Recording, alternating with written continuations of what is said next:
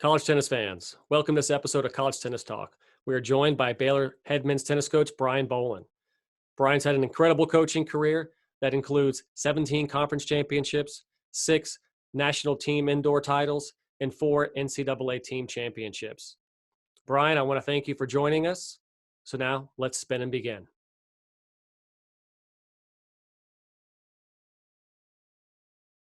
Thanks, Coach. So Brian, you got your head coaching college career started at Indiana State. Led that team to top 25 rankings. You then left Indiana State, went to Virginia. You had a vision there. How many people did you share that vision with? How many people bought into that vision? How many people thought this is impossible? You might be crazy. Yeah. The Cavaliers had not yet won an ACC championship, and you have a vision of leading them to the NCAA championship title. I appreciate you having me, and also grateful for what you're doing to get people talking, particularly about college tennis, which we all love so much, and absence of this season with the challenges of the virus, and hopefully sooner rather than later we can come back to a new normal, whatever that may be, but I appreciate your efforts. So I spent 5 years at Virginia and ended up taking the job at the University of Virginia in 2001. I started in August, and my first practice, believe it or not, was 9/11, which was something you won't forget when you started due to that challenging day in our country and around the world. So when I first arrived at Virginia, even throughout the interview process, it really struck me as a place with an amazing amount of potential. You know, it was certainly a school that had gone through a lot of transition in regards to athletics and what their vision was and commitment to competing across the board in all sports at the highest level. So prior to my arrival, the board at Virginia had really made that commitment that they wanted to compete at the highest level. And Virginia traditionally had sports or individuals do well over the course of time, but not as strong as I think many thought that we were capable of. So I took the job thereafter. So the timing, I think, was appropriate. And the new athletic director, Craig Littlepage, I was his first hire. So he also spent about 16 years at Virginia as well. So we kind of moved on at the same time. So I was fortunate. First and foremost, you want to lay out your vision and paint a picture for what you believe is possible. And that's what I did for, first and foremost, the student athletes that were currently on the team. You know, what I believed was possible at Virginia, which was without question becoming the best tennis program in the country and providing an incredible student athlete experience. And so that was first and foremost what I was committed to, is spending time talking to those student athletes. And they really became excited and bought in. And I explained to them, many of which were not at the level, or I would say they were aware of that, to be able to compete even in the top 20 or 25 at that point. They knew that they had an opportunity to be part of something that could become very special. And even to this day, I'm really grateful for those young men and still stay in great contact with them, because they were the beginning of building something that eventually became a great story. And they can forever feel responsible for those successes. So I was very pleased with that. And then I think secondly, even though you lay out your vision for the administration, I put together a strategic plan and laid it out over a number of years, what I believed, where we were, where we are, after asking a lot of questions. To those that have been successful within the athletic department as coaches, I spent some time trying to understand Charlottesville, reach into the students on campus and their experiences. I did a lot of research, quite frankly. I asked a lot of questions and I did a ton of listening. So during the process of making a strategic plan, it really, as I learned more, it became very eminent to me that this was a place that you could build something incredibly special. And then over time, once you've kind of done things internally, and there are a number of people that I wanted to reach out to, from administrators who've been there a long time, kind of what the mindset was, what their expectations were, what they were looking for. Because I think you need to be very clear when you're in our positions to know how you can serve them. It's not just about serving yourself. And I think oftentimes as tennis coaches, we need to, before we walk into our athletic directors' offices or others, particularly administration, what can we do for them? We're always asking for things. We don't have enough of this, or we need this. Certainly there were things that were needed, but the focus was, what are the strengths, and then where can we fill the holes? And how realistic is it to do that over what period of time? And how can we serve them and the administration and university and athletic department, rather than what can they do for me? So that's when you have to reach into the community. There's always people, especially in tennis, that really love the game, appreciate it, and you start to build relationships and find out who the stakeholders were prior to your arrival, from talking to Dick Stockton, who I took over with, and he was very helpful. I mean, Dick to this day has always been supportive, and he was supportive then, and even throughout my tenure. It wasn't an ounce of not wanting me to build something special. So just building that foundation and then going from there. No, that's good advice. And currently, we are in this state, and college tennis is in a very unfamiliar territory, as just everybody is. And so I'm wondering if you can build on any of that insight or suggestions on how college coaches, how we can, help our programs. And you do mention, what you can give back and what you can give.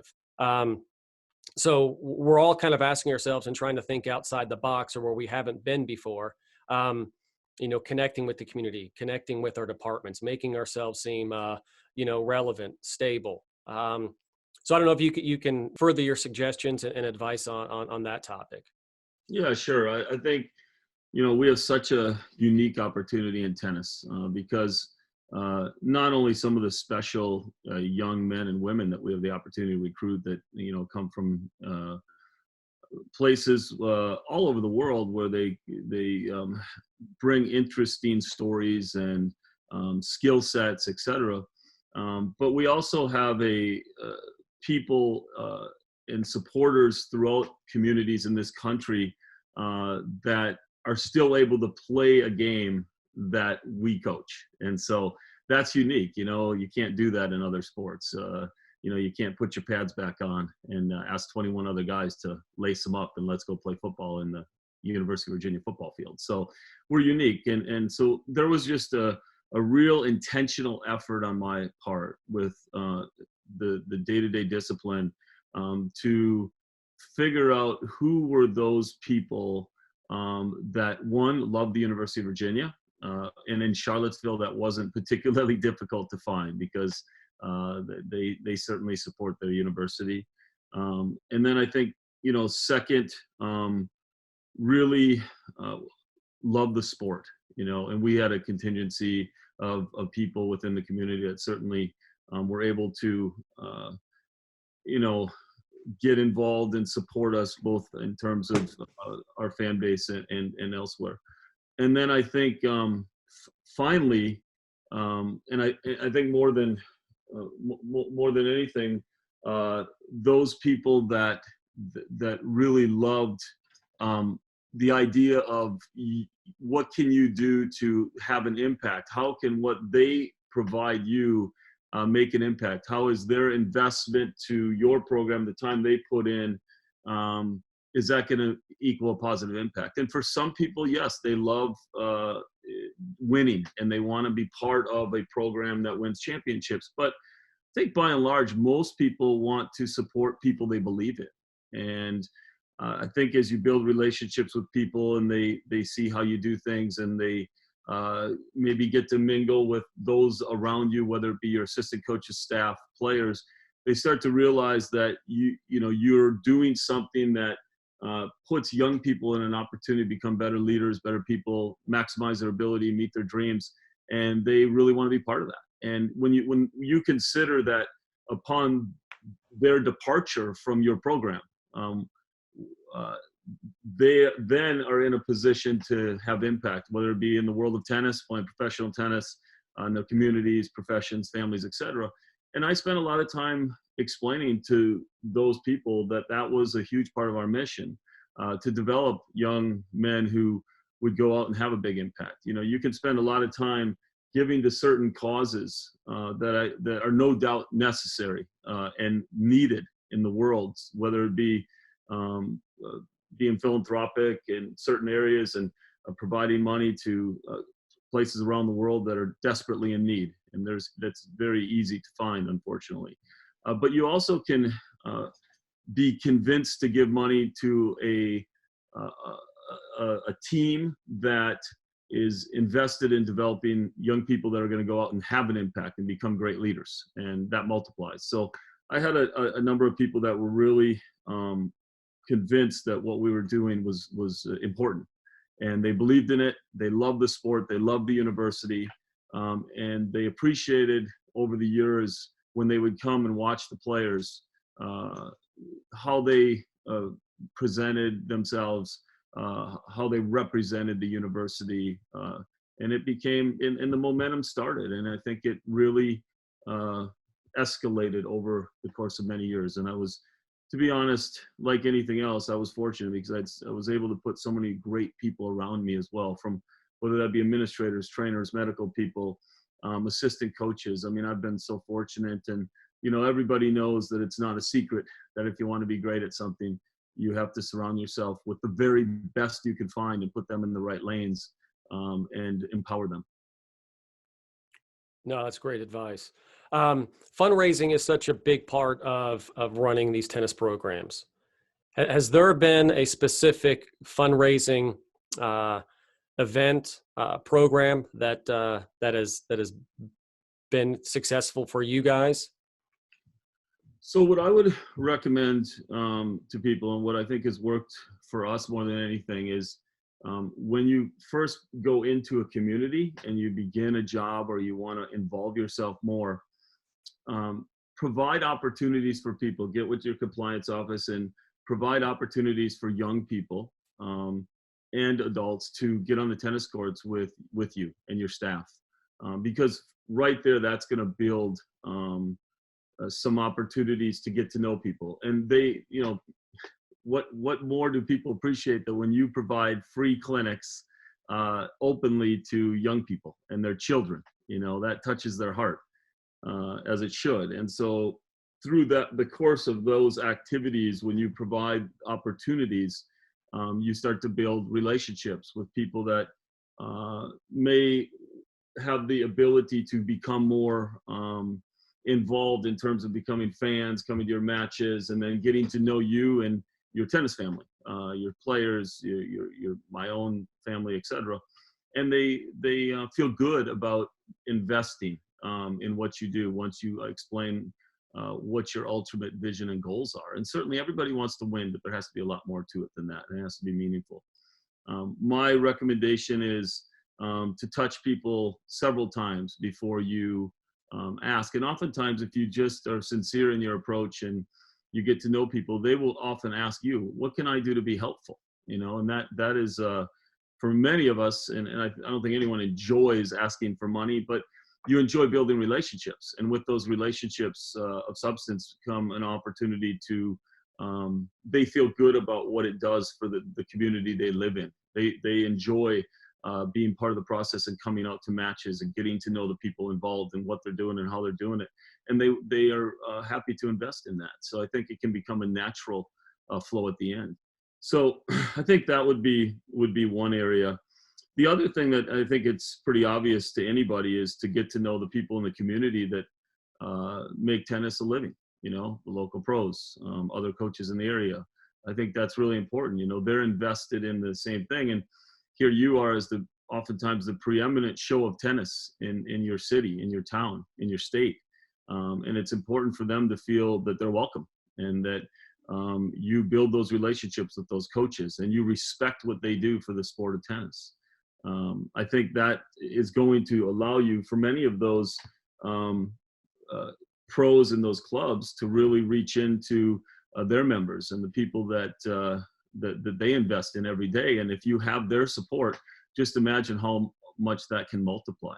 I mean, this is the same way that you coach, you recruit, that you go about the opportunity to have people invest in your program, is a very similar process in a vision and a understanding of how to reach into people and be able to provide them something that they enjoy and that they want to support and that they believe in.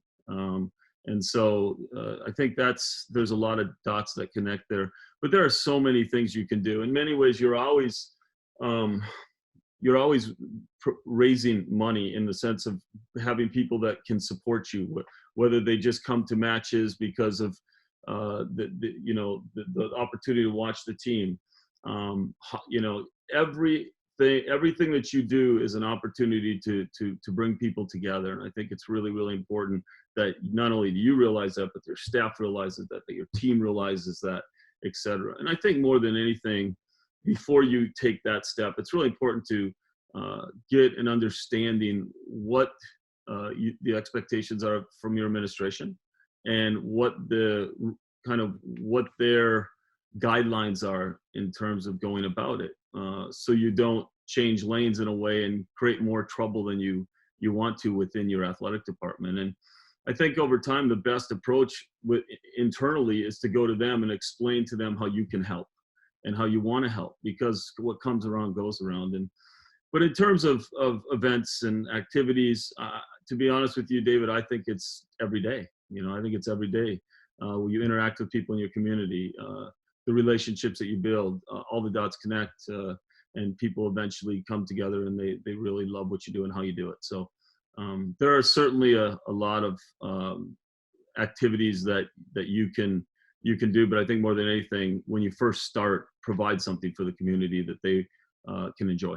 No, thanks for sharing again. And I think during this time, when we're all uncertain of the future of this college game, college coaches are going to have to put more emphasis and put that thought into reaching out to the community and finding support for their programs. Previously you mentioned you knew where you were on 9/11. I think it was your first day of practice at Virginia. During this time, do you recall where you were when the season was cut short and the season was officially suspended by the NCAA and ITA? I do. I was on the practice courts with the guys, and we got a call and asked the head coaches to meet a little bit later that day. And the anticipation was that we were going to kind of put together a plan. Of course, everybody knew that this was a prevalent situation and something that was being talked about, but nobody knew what the actual decision was going to be, or decisions to move forward. But I think more than anything, we thought there would be some kind of plan to take a couple weeks and look at things and kind of see how things evolve with the virus.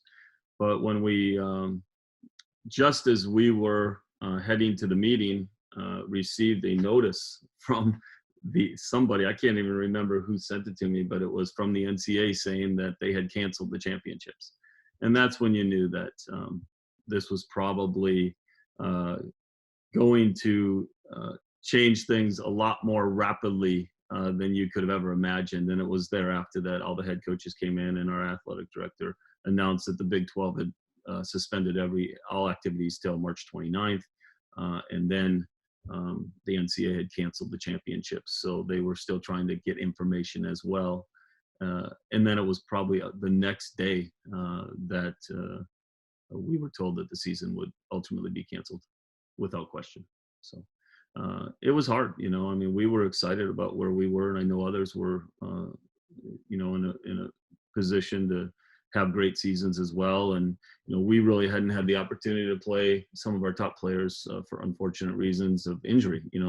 Jensen Brooksby was injured. He had turf toe, which is so nagging. And Adrian Boynton been struggling with a knee injury and really hadn't been able to consistently practice or play, but he was kind of starting to turn the corner. I think we were a couple weeks away from having our full team. And then Matthias had some issues, who's one of our top 3 players with his back. And then he also ended up spending some time at Davis Cup. So we really were playing shorthanded throughout, I'd say, every match throughout the year. We were pretty pleased with where we were at because it created some opportunities for us to see what some of our young guys could do, like Sebastian Northcraft, our freshman who came in January. Alex Garcia came in. He had injured his ankle. He actually had fractured his ankle, and he was out for about 10 weeks. He was a new freshman. So really his first practice was about the day before we played Wake at our place, where we ended up winning that match. But yeah, it was really just kind of an odd season, but I thought that we were kind of turning the corner to be able to put a full team on the court. And, I think we were something like 13-3, and the strength of our schedule was ahead of us with some of the non-conference matches with Southern Cal and Cal, and then getting into the meat of the Big 12, and of course, the Big 12 tournament and postseason. So, like many others who had a real shot to do something special, I thought we were in that position, but we were still probably a week or 2 away, and but getting closer. So it was really, really disappointing from that standpoint. But more than anything, I think at the time, the unknown of what's going to happen to your seniors, is this it for them? So I was really pleased, not just for our seniors, but for seniors all over the country that have an opportunity to actually play a full 4 years. I think we really owe that to them, and I thought that decision was absolutely the right one. But it certainly complicates things going forward, but certainly they deserve that chance. So you mentioned the seniors and the NCAA granting that additional year. How many seniors do you have on your squad, and what is their status? So we have 2 this past year, and Ryan Dickerson, who is from New Jersey and a transfer from Duke, graduate student.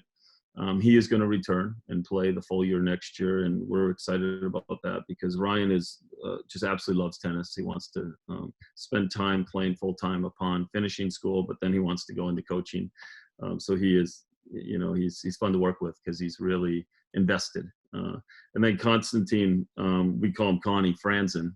His brother's a younger player also on our team, and he was having one of his best years ever. In fact, he beat the number 2 player in the country late in the fall, Sisgard, at the regionals, and he started to get better and better. And he had come into the last couple of years even with kind of a nagging shoulder injury, and he started to feel his best here this last year. And so he was starting to show us that he could play with anybody at the highest level. He's a big, strong kid. He played number 1 doubles with Sven Law. And those 2 guys were crushed because they're so invested in tennis. They love it. They want to play at the next level. But to find out that they get a second chance to finish that full season and play in the postseason, the Big 12s, was special for them. So we're fortunate. Well, that's great news for them, and great news for your program to have them return and help out and give you that experience for another full season. Yeah. You're currently coaching in the Big 12, and you came from the ACC. What are some of the differences you see in those conferences? Well, I think, starting with the similarities, they're both extraordinarily competitive. I mean, I think ACC and Big 12 are 2 of the best conferences in the country, without a doubt, with tremendously great schools and coaches, and it's highly competitive. The difference first that comes to mind is really just the depth of the ACC because they have so many more teams. So that's always something that was interesting in terms of scheduling, and you play something like 11 or 12 matches against the ACC opponents every year, and quite frankly, for the most part, they were all highly competitive. Now, when you shift to the Big 12, you play 5 other teams, but they're all almost consistently top 20. So, it allows you to really prepare for the postseason in terms of playing conference schedule that you're probably playing a team each and every time that's going to go deep into the NCAA tournament. Oklahoma, Oklahoma State, Texas Tech, TCU, and Texas. Those are all perennial powers and great programs that every time you step on the court, it's a team that you could see, 3rd or 4th round in the NCAA tournament. So I think the timing of it is ideal. And then you go into the Big 12 tournament and you get to play them 2 or 3 more times, depending on your seed. I can't imagine a better setup in terms of the postseason. And I thought that helped us my first year when we were fortunate enough to do well in the Big 12 and win the Big 12 tournament, beating Texas. And we went into the NCAAs really playing our best tennis, and played those first 3 rounds playing UCLA in the round of 16. It was probably one of the best matches we had played all year, and we're fortunate to get by UCLA, and then lost to Florida in the quarterfinals in Orlando. And certainly credit to them, they were just better. But it was a special season, and I think the Big 12 really helps us with that. And a number of us like Texas, we're going to play them home and away regardless for the next 4 years. I've talked to a couple other schools that I believe that would be beneficial for both programs. So we'll kind of see where that goes. But I'd say that's the one thing that stands out the most, David. So, you talk about the level of competition in both conferences. You had an incredible run at Virginia, and I think it's still currently the record for most consecutive conference wins at 160. What's the number? Do you remember the number on that, Brian? 140 over 10 years. 140 straight conference wins over 10 years. Is that something, one, you see any team doing, and is that ever possible in your current conference of the Big 12?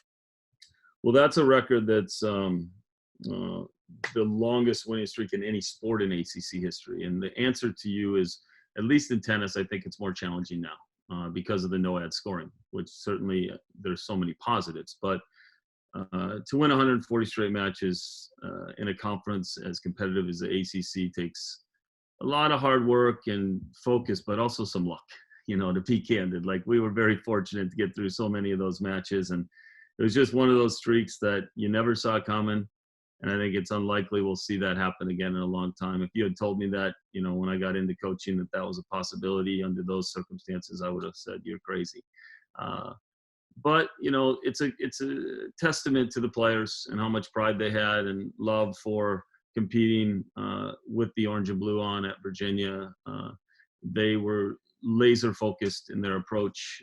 They were able to kind of eliminate so many of the distractions that we have to deal with as coaches and student athletes. And they knew they had a target on their back every time they walked on the court, not just in the conference, but nationally. And, it's really hard to get to the top. It's even harder to stay there. I think it's the most challenging thing in the world. There's so much adversity that comes with it. And you just have to stay strong. And I was proud of the team for kind of embracing that and looking at that as a huge opportunity.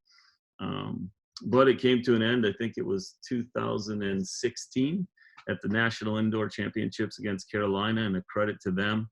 It was a great match, and we eventually lost to an ACC team. But, the ACC is so competitive and from top to bottom, and we were just very fortunate and lucky. And certainly we had so many great players over the years that had so much pride in what we were doing and how we were doing it and what we stood for. And they got the job done. But no, I think it's unlikely. But all records are meant to be broken, and eventually will be, one way or another. Gotcha. So you won 4 national championships during your time in Virginia. Is there one that sticks out? I don't want to say more meaningful, but yeah, I mean, I think it's true with so many journeys in sports, is getting through that first one. For so many years we'd knock at that door and be in the Final Four and quarterfinals, Final Four, over and over, consistently, always knocking on the door and having some great teams. And it's so competitive and so hard to even get to that point. It didn't work out, and I think we were very persistent and just trying to continue to get better, to learn, to grow, to improve as a coaching staff and a program. And in 2011, we lost to SC in the NCAA championship in a 4-3 match, which was a classic. I'll never forget it. It's great to be part of. A disappointing loss. And then the same thing in 2012. We were serving for the match with Justin Shane at 5 singles, and then Julian Jurgen was up 4-2 in the third at number 6, and that would have put us over the top. But credit to SC again, Steve Johnson and that group. They ended up coming out on top, so we lost the national championship in 2012, and we just kept knocking at the door. And it happened in a way that I think for those who were at that match in May of 2013 least expected. And I think a lot of times that's what happens. You keep knocking at the door, you put yourself in a position to hit the ball out of the park, per se, and eventually it happens at a time and in a way that you least expect it. There were times that we thought it would come much earlier, and it didn't.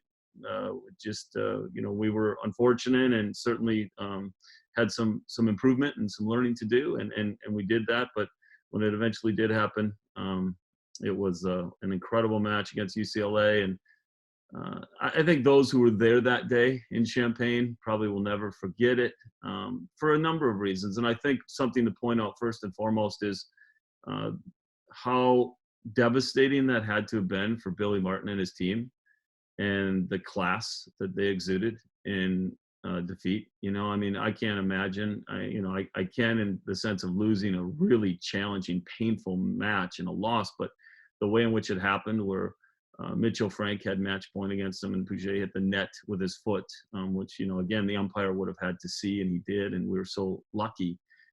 And then to go on, and credit to Mitchell, as an incredible warrior, ended up winning that match. But the class and the job that Billy Martin and his assistants and his team did in terms of responding and trying to deal with it, I think is a great example of sport, because that's really, really hard to do.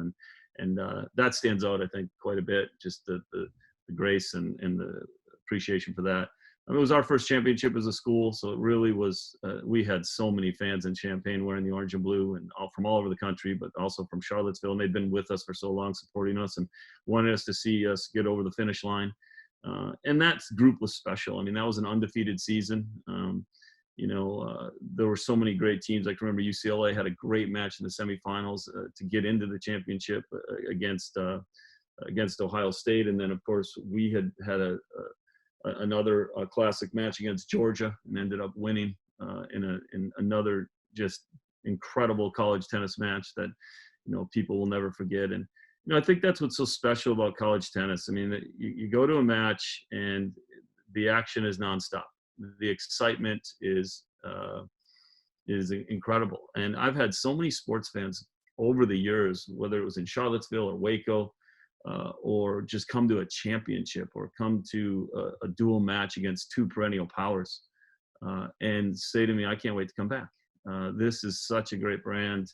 What an incredible format. And these are sports fans. I can remember the captain of the Virginia football team. He was a friend of mine, and he was part of a really strong football team, kept the team in 1990. And he used to kind of say, tennis, I mean, what are you guys doing out there? What kind of sport is that? And he got hooked, and he will say to this day that the NCAA championships and Final Four is the greatest sporting event in the world. And he's been to every single one of them. And the same thing goes for my brother, Danny, who's a sports fanatic. He's a lawyer by trade. He went to Harvard Law School, and now he's in some investments, and he's just a really unique guy and fun. I've learned a lot from him, but he loves sports. He's a sports fanatic. He goes to all the Atlanta Braves, and he goes to when he can, he watches the Falcons, and he still says to this day, greatest sporting event he's ever been to in his life is the NCAA Final Four in men's tennis. They just absolutely love it. He only missed it 1 year, and that was in 2018 when I wasn't coaching. And he was really disappointed that I left college tennis. But within my inner circle, he wasn't alone. So. Well, I was lucky enough to be in the stands during the 2013 championship match that you were referring to. And I can't imagine the roller coaster of emotions that went through you and Billy. When it looked as though UCLA had clinched the title, and then a let was called, and rightfully so, and then you guys battled back and won the championship. I don't know if a part of the story that I'll share during that match was, UCLA was leading for a bulk of that match. So part of the story was, Mitchell was playing. I spent most of the time behind his court, and he's down a set in a break, I think, and he turns to the guys behind him that had just, for UCLA fans, that had just been heckling him the entire time, and said, stick around for a few hours and let's see what you have to say.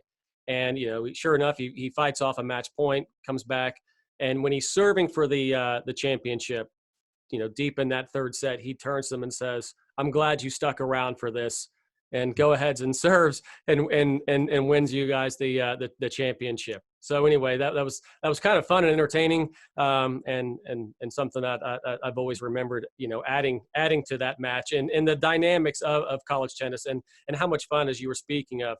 It is. It's a special brand, and it's a special sport. And I think the combination of, representing your school, being part of a team, and playing for something bigger than yourself, as everyone says, there's nothing like it. And I think it's only continuing to become more popular, not just for tennis fans, but sports fans across the board.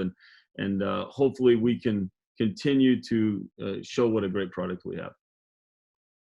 No, I think that's a big thing. And as you know, the USTA, the ITA, the Tennis Channel have done a great job of helping to promote the sport and get it on TV. And then you have the likes of PlaySite, which is, helping with the live streaming of tennis matches. I mean, at Drake, we just got, the cameras behind all our indoor courts. So the way that you're able to connect with your fans that aren't able to make it out to matches, or, the college tennis fan that's able to watch college matches throughout the season across the country is phenomenal. So the exposure our sport is getting is growing and growing.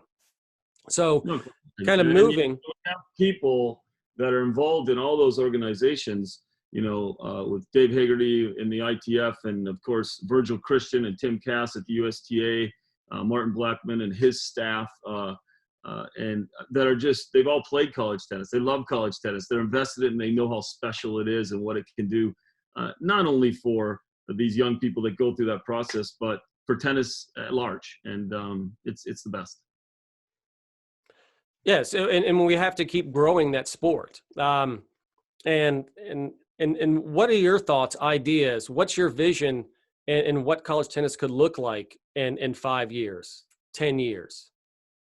Well, I think, we talk often. I know there's a lot of fear out there about the loss of programs in light of COVID-19, but also in light of the challenges of collegiate athletics and the expenditures. And, so many of these athletic directors and others are challenged with how do we do this and yet be able to compete at the highest level. So you do see a separation amongst some of the Power Fives and the mid-majors. And I think what makes college tennis special is very similar to what makes college basketball special, is you have teams like Drake that you've done such a marvelous job at, that can compete at the highest level. And I think that's so important to be able to feature schools from all over the country.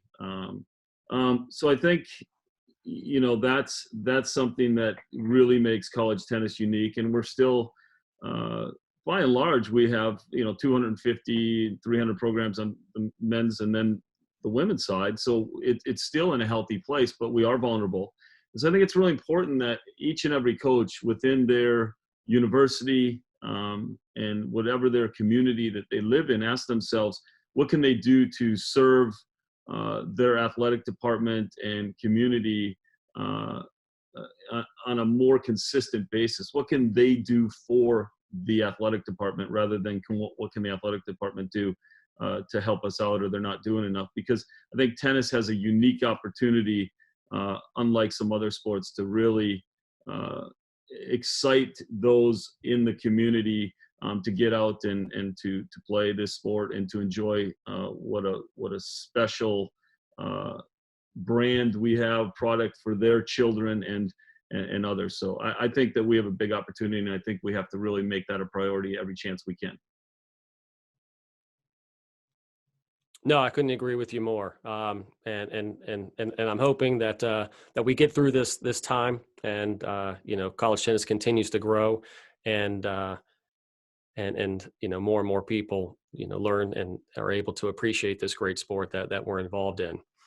All right, Brian, as we move along, we're going to get into another segment of the show called Quick Volleys. Fire away. All right, Brian. First tennis racket you ever had? First racket, Prince Pro. Racket you used during your collegiate playing career? Wilson Pro Staff. Favorite part of the college tennis season? Oh, the NCAA championships. Unbelievable. Nothing like it in sport.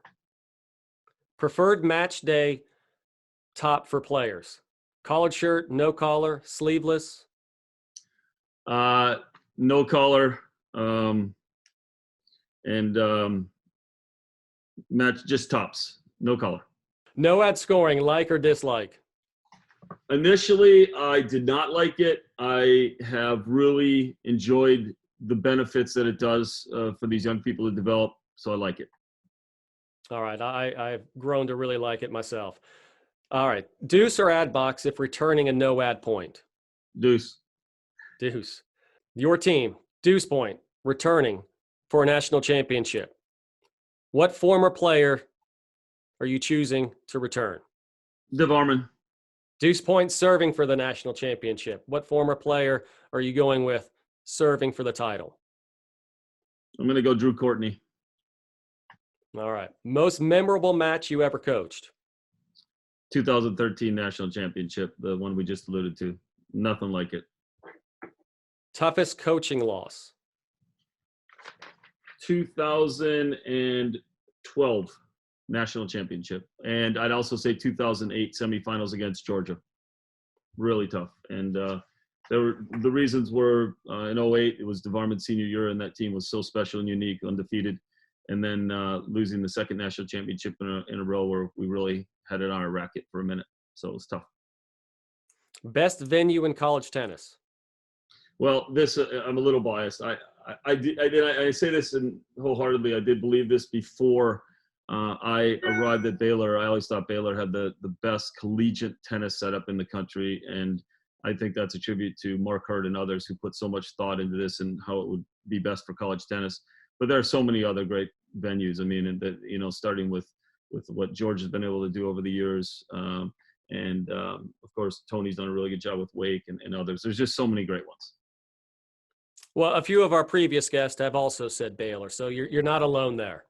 Yeah, try not to be biased, but I really had said that prior to my arrival. That is one thing I knew without question, that this was a special place to play college tennis in terms of that. All right, the best fans in college tennis? I'm going to go with I think Illinois has some great fans over the years. I think Texas A&M has had some challenging fans over the years. I hadn't played at TCU, but I heard it's really challenging. We were supposed to play them at their place this year. It didn't happen, but I know that they have some great fans. Baylor has impressed me beyond belief because the student body comes out in big numbers. So that's been great. And Virginia over the years, I have to mention it. My gosh, talk about a place that loved tennis and filled it up. It seemed like consistently like no other, but gosh, I'm missing so many. I mean, it's Georgia, you got to mention them. I've heard Ohio State is tough when you get over there. And so I could go on forever. You're asking me a tough one there because that's what makes it so special. There's so many great venues. All right. The loudest fans in the country? Loudest fans. I'm gonna have to give the nod to Georgia when we would play them there at the NCAA championships when John Isner was on the team, and they were rowdy. I would not say at Virginia we had the loudest fans. I think in numbers consistent we might have a number of fans, and then I also, and I know I'm answering more than you want, but I think when you can get the student body out, and that's what's made this place special. It's loud, and maybe the numbers sometimes aren't as high as maybe we had at Virginia over time, but gosh, it's loud, and the students make such a big difference. All right. Toughest place to play in the country? Texas Tech. All right. The best trip you've taken your team on? And this might have been a out-of-season trip, a training trip, training block somewhere, or for a match day. Best trip, I would say, probably was when we brought the young group of guys to Hawaii back in '04 at Virginia. I thought it was a special time in our journey and was the right setting to do it.